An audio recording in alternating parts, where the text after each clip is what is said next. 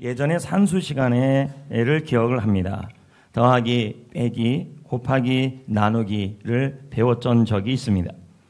더하기를 요즘에는 수학이라고 그럴 겁니다. 더하기는 사전에 보니까 수를 보태서 많게 하는 것이다. 빼기는 뭐냐 봤더니 사전에 수를 제외시키는 것이다. 곱하기는 수를 거듭해서 값을 구하는 것이다. 나누기는 수를 갈라서 나누어 주는 것이다 라고 설명하고 있었습니다. 저는 곱하기를 좋아했습니다. 왜냐하면 자꾸 불어나니까 숫자가 많아지니까 곱하기가 그렇게 좋더라는 것이죠. 그런데 성도 여러분, 인생도 곱하기가 좋은 줄 믿습니다. 여러분의 회사도, 여러분의 직장도, 여러분의 가정도, 여러분의 자녀들도, 학업도 우리 하나님께서 곱하기 인생이란 풍성하게 채워주는 걸 말씀하는 것입니다. 곱하기의 축복이 임하기를 축복합니다. 거기다가 보너스까지 받으시기를 축복합니다. 그런데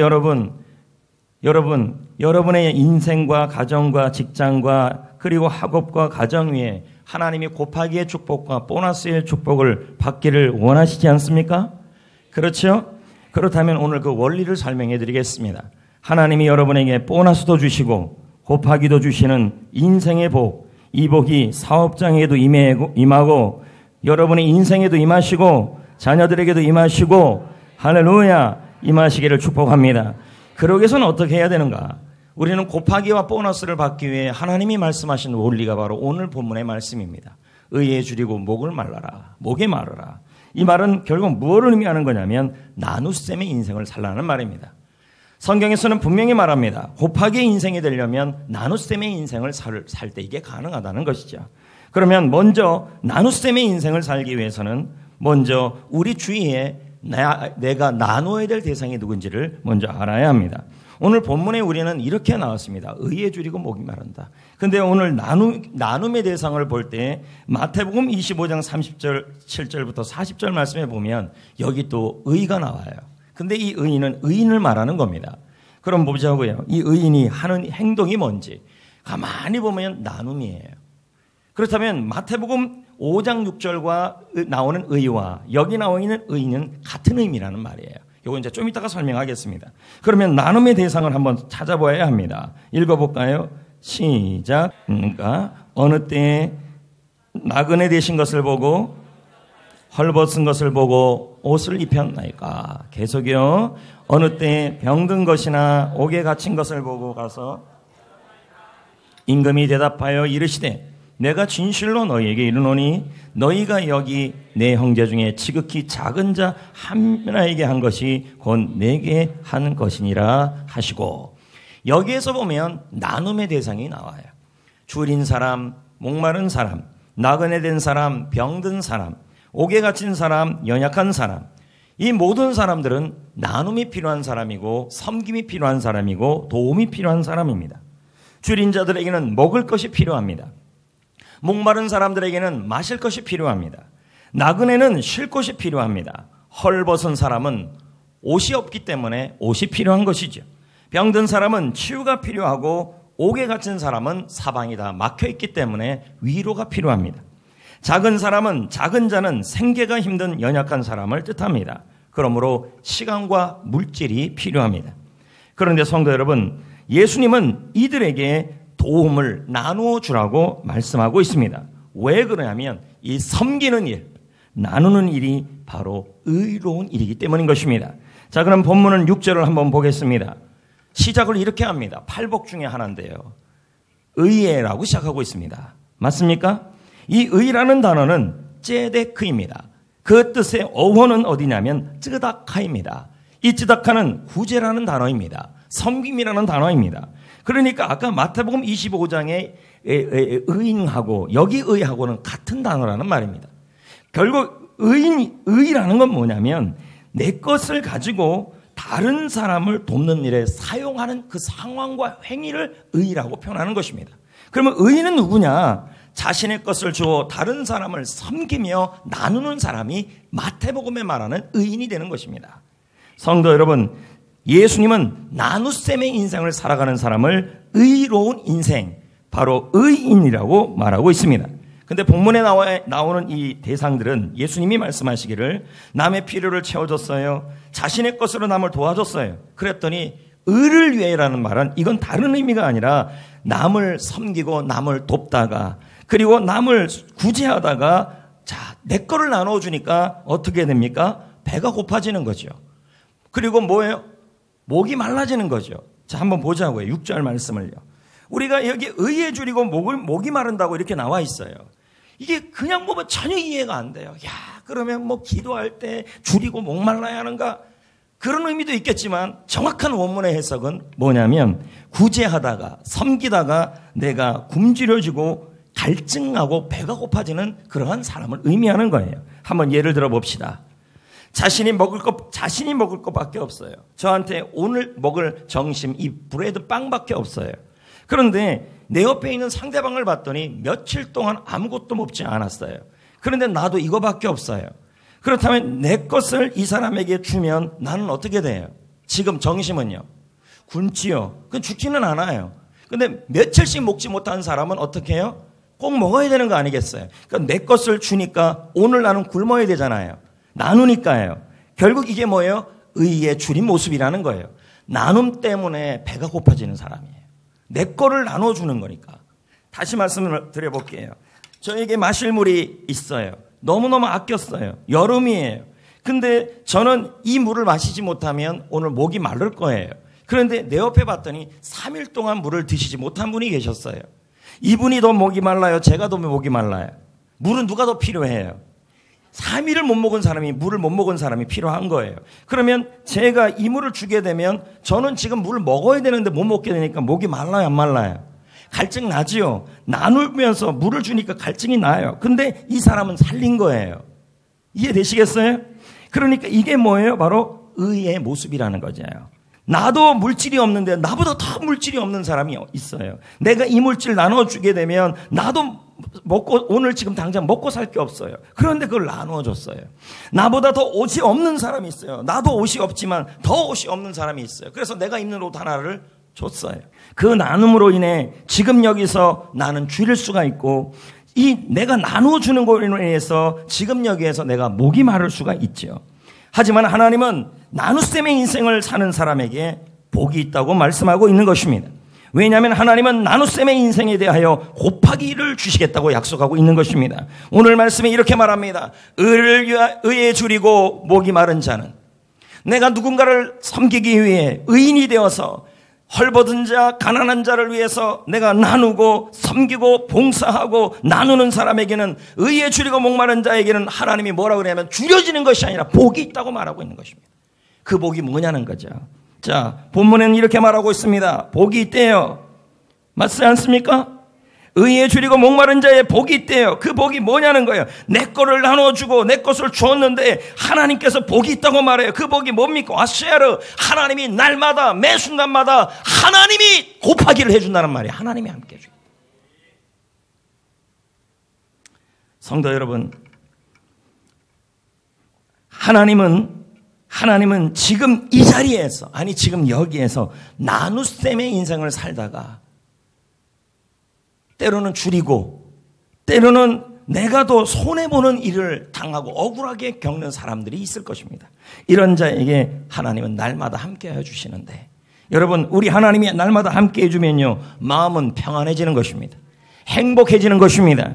그래서 다니엘서 4장 27절에 말합니다. 뭐라고 말씀합니까? 보세요. 가난한 자를 뭘 여겨요?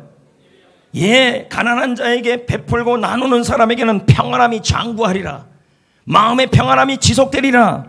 하나님이 행복한 감정을 더해 주리라. 지금 이렇게 약속하고 있는 것입니다. 사람의 몸에는 행복한 감정을 주는 호르몬이 있다고 합니다. 3대 호르몬 중에 하나죠. 옥시토신, 세로토닌, 도파민. 책에 보니까 이 도파민이 너무 많이 나오면 사람이 지친다 그러더라고요. 왜요? 도파민은 의욕과 열정의 호르몬이에요. 계속 열정만 나오면요, 의욕만 생기면요, 이 사람 지치는 거죠. 그래서 도파민도 적당히 나와야 된다 그런다고요. 근데 너무 나와도 좋은 호르몬은 바로 뭐냐면 옥시토신이에요. 옥시토신은 뭡니까? 사람의 행복감을 지속시키는 호르몬이에요. 이 호르몬이 나오면 우울증이 치료가 되고 기분이 밝아지며 강력한 진통 효과가 있다는 것이 옥시토신이에요. 그런데 연구에 따르면 이 옥시토신이 언제 나오느냐? 첫 번째는 사랑할 때, 두 번째는 언제입니까? 바로 나누고 섬길 때라 그래요. 누군가를 섬기고 누군가를 나누고 봉사하는 삶을 살 때 옥시토신이 나와요. 행복의 과학이라는 책, 데이비드 해밀턴이라는 사람이 나눔의 삶이 어떤 효과를 주는지 연구를 했습니다. 그리고 다음과 같은 발표를 했습니다. 봉사를 꾸준히 하는 사람, 나눔을 꾸준히 하는 사람은 옥시토신이 나온다. 그래서 행복감과 삶의 만족도와 몸의 건강, 우울증에 대한 내성이 높게 나왔다. 존 헌츠만 박사도 말합니다. 내 인생에서 가장 행복했던 순간은 금전적으로 큰 거래를 성사시킬 때가 아니었다.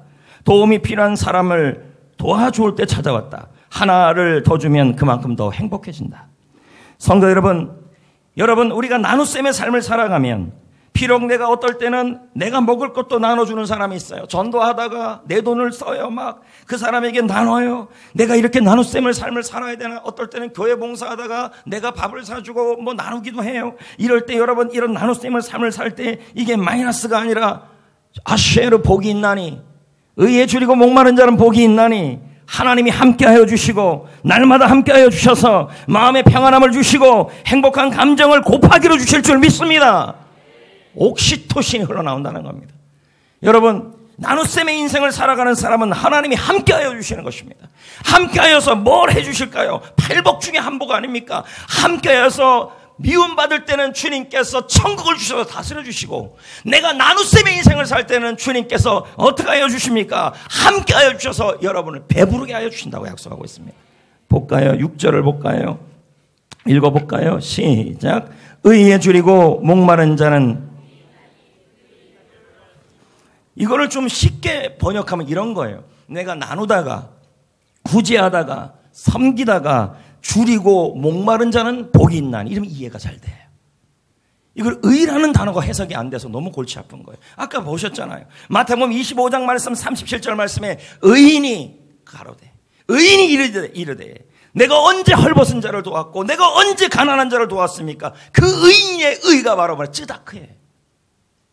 의를 위해 줄이고 목마른 자라는 말은 뭐냐면, 남을 필요를 위해, 교회의 필요를 위해, 전도 대상자의 필요를 위해, 가난한 이웃을 위하여 그 필요를 위해서 내가 나누다가 줄이고, 목마른 자는 하나님이 함께 하셔서 그 사람을 배부르게 하여 주실 것이다. 그 사람에게 곱하기를 주실 것이다. 결코 줄이지 않게 할 것이다. 약속하고 있는 거죠. 성경에 보면요, 나누면 나눌수록 남도 살고 나도 살고 다 살게 되는 내용들이 있어요. 그 중에 하나가 바로 오병이어입니다. 많은 무리들이 예수님의 말씀을 들으려고 광야에 남자만 5,000명이 모였습니다. 어린아이들까지 합하고 여자들까지 합하면 2만 명이 넘는 숫자가 모였다 그럽니다. 날이 저물어 갔습니다. 배가 고파졌습니다. 우리 예수님은 전능하신 분이시며 하나님의 아들이십니다. 못할 것이 없는 분이십니다. 얼마든지 예수님은 바로 이 5,000명과 2만 명을 먹일 수도 있었습니다. 하지만 예수님은 그렇게 하지 않았습니다. 어떻게 하셨습니까? 찾았습니다. 나눗셈의 인생을 찾았습니다. 한 명을 찾았습니다. 나눗셈의 인생이 있는 한 사람을 통하여, 그 한 사람을 통하여 그 사람이 누가 될지 간에 찾아서 그 사람을 통하여 그 사람에게도 곱하기를 주기를 원하고 옆에 있는 사람도 곱하기를 주기를 원했던 것이었습니다. 제자들에게 물었습니다. 너희들이 먹을 것을 구하라. 빌립이 말합니다. 200데나리온이 있어도 안 됩니다. 안드레가 말합니다. 어쨌든 제가 한번 찾아보겠습니다. 갔더니 한 소년을 발견했습니다. 그 소년이 자기가 먹을 도시락이 있었습니다. 그 도시락은 보리떡 5개와 물고기 2마리였습니다. 소년에게 그것은 전부였습니다. 그의 저녁 식사였습니다. 이 소년은 이걸 먹어야 했습니다. 그런데 이걸 주게 되면 소년은 굶어야 했습니다.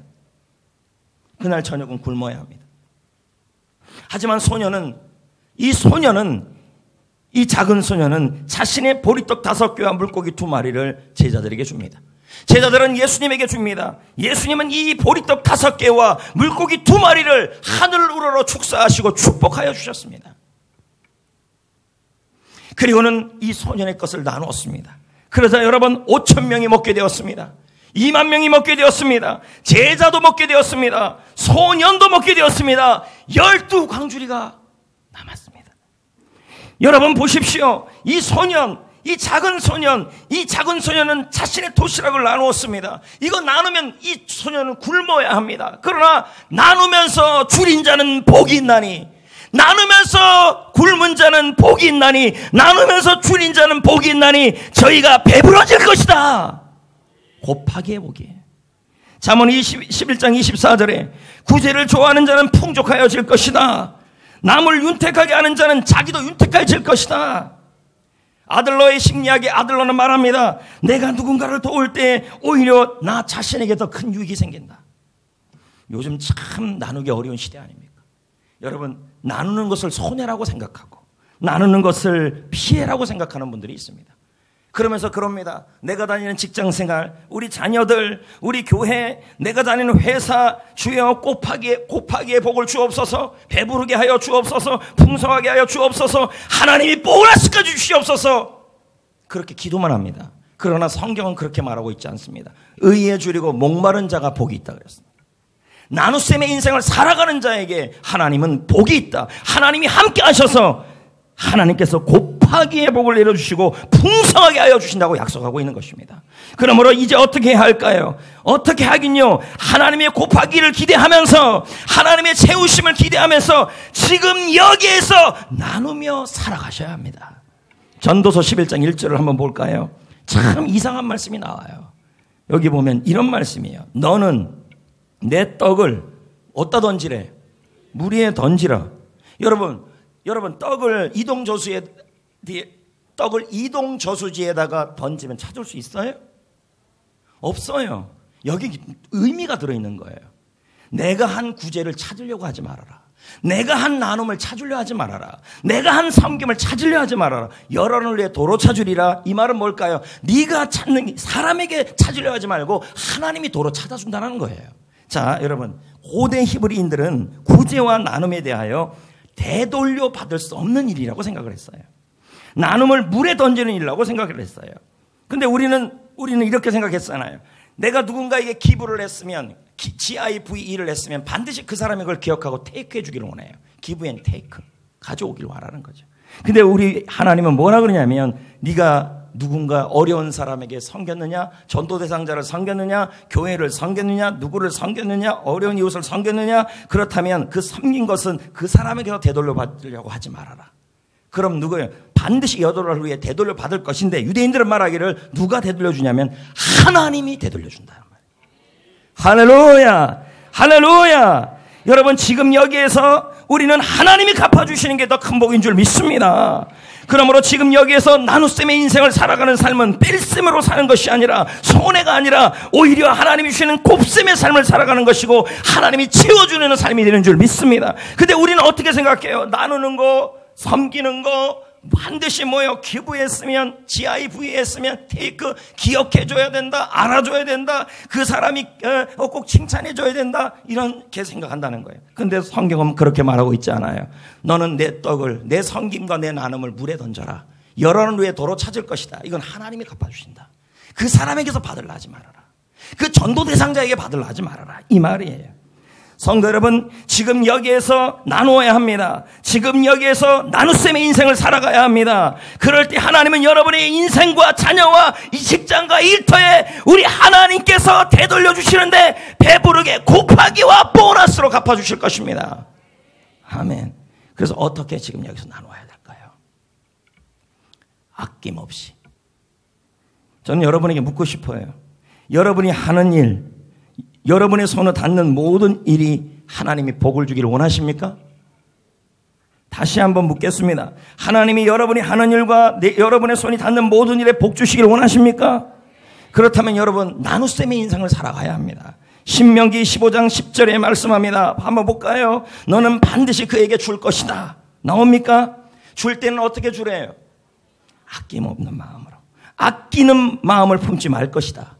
이렇게 하면 이것 때문에 이로 말미암아 내 하나님 여호와께서 내가 하는 모든 일과 내 손이 닿는 모든 일에 복을 줄 것이다. 너에게. 너는 누굴까요? 의인이죠. 의에 줄이고 목마른 사람이죠. 여러분, 오병이어는 작은 것입니다. 하지만 소년에게는 전부였습니다. 이것 주면 굶어야 합니다.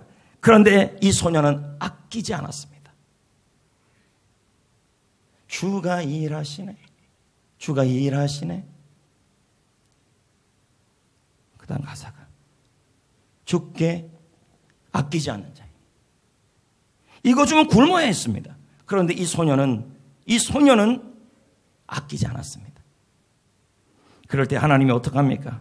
얼마나 큰 은혜를 부어주셨습니까? 세상에 말하는 복지는 뭡니까? 가진 자들이 것을 나누어 가난한 사람을 돕는 게 세상 복지입니다. 그러나 하나님의 생각은 달라요. 내가 가진 것을 아끼지 않고 나눠주시면, 내가 가진 것을 아끼지 않고 섬겨주시면 하나님께서는 어떻게 합니까? 여러분에게 어떻게 하십니까? 곱하기와 보너스의 복을 내려주실 줄 믿습니다. 여러분, 둘째는 어떻게 해야 될까요? 기쁜 마음으로 섬기고 나누셔야 합니다. 디모데전서 6장 18절은 말합니다. 말씀하기 전에 이런 말이 있습니다. 비움이 있어야 채움이 있고 나눔이 있어야 더함이 있다. 자, 그럼 디모데전서 6장 18절 읽어봅니다. 시작. 선을 행하고 나누어 주기를 뭐 하고요? 좋아해라. 기뻐해라. 나누는 걸 뭐 하라고요? 좋아하고 기뻐하고 너그러워라. 하나님은 이런 자를 기뻐하신다는 것이죠. 성도 여러분, 하나님은 지금도 하늘의 문을 활짝 열고 계시는 것입니다. 지금도 축복의 문을 열고 계시는 것입니다. 지금도 여러분에게 곱하기의 복을 내려주시길 원하시는 것입니다. 그런데 우리는 가끔 준비가 되면 나눌 것이라고 말합니다. 아닙니다. 여러분, 나눔과 섬김은 준비돼서 나누는 것이 아니라 믿음으로 나누는 것입니다. 지금 여기에서 전도 대상자를 향하여, 할렐루야, 내 주위에 있는 사람을 향하여, 그리고 도움이 필요한 사람을 향하여 나눗셈의 인생을 살 때 하나님은 여러분의 가정과 직장과 일터와 회사와, 할렐루야, 우리 교회까지도 곱하기의 복을 내려주시고, 거기다가 사람은 기억하지 못해도 하나님이 기억하셔서 갚아주시고, 거기다가 보너스도 주셔요. 보너스도. 정말입니까? 정말이라니까요. 시편 41편 1절 3절 읽어봅시다. 의에 줄이고 목마른 자는 복이 있나니 저희가 배부를 것이다. 곱하기의 복이에요. 근데 여기 보너스가 하나 더 나와요. 자, 봅시다. 시작. 가난한 자를 보살피는 자에게 뭐가 있어요? 그렇죠? 자, 그럼 보십시오. 가난한 자를 보살피는 자는 결국 뭐예요? 누구를 섬기는 사람이고 섬기고 나누는 사람이에요. 이런 자에게는 하나님이 아세를 함께 하시는데, 배부르게 곱하기만 하는 것이 아니라, 자 보세요. 재앙의 날에 여호와께서 이건 보너스예요. 그를 건진다. 이게 무슨 말일까요? 절망적인 순간이 오면 올 수도 있다. 그러나 나누는 사람, 나눗셈의 인생을 살아가는 사람, 지금 여기에서 나눗셈의 인생을 살아가는 사람은 하나님이 곱하기의 인생만 하는 것이 아니라 보너스를 주는데, 위기가 오면 하나님이 직접 건져주신다는 거예요. 계속 볼까요? 읽어볼까요? 계속 볼까요? 여호와께서 그를 지키사 살게 하시고. 계속 볼까요? 그가 이 세상에서 보너스예요. 보너스. 계속이요. 그 다음 복이 나와요. 보너스 하나 더 나와요. 여호와께서, 그가 누굴까요? 바로 가난한 자를 보살피는 사람이에요. 나누는 사람이에요. 섬기는 사람이에요. 그를 병상에서 붙잡아 주시고, 그가 누워있을 때마다, 아플 때마다, 힘들 때마다 그의 병을 고쳐주시겠다. 보너스. 놀랍지 않아요? 왜 하나님은 이렇게 나눗셈의 인생을 팔복 중에 하나로 넣냐는 거죠. 이건 나누는 삶은 하나님께 하는 삶으로 본 거예요. 지금 누구나 인생을 살다 보면 이젠 끝이다 싶을 정도의 절망적인 위기의 순간이 와요. 그런데 성도 여러분, 가난한 사람을 보살피던 사람에게, 나눔의 삶을 살아가는 사람에게, 섬김의 삶을 살아가는 사람에게, 베푸는 사람에게, 나눗셈의 인생을 살아가는 사람에게는 하나님이 그를 위기 때에서 건져주시고, 병이 들 때마다, 병이 들어서 누울 때마다, 누워있을 때마다 하나님이 그 사람의 병을 반드시 고쳐주신다는 거 약속하고 있는 거예요. 할렐루야!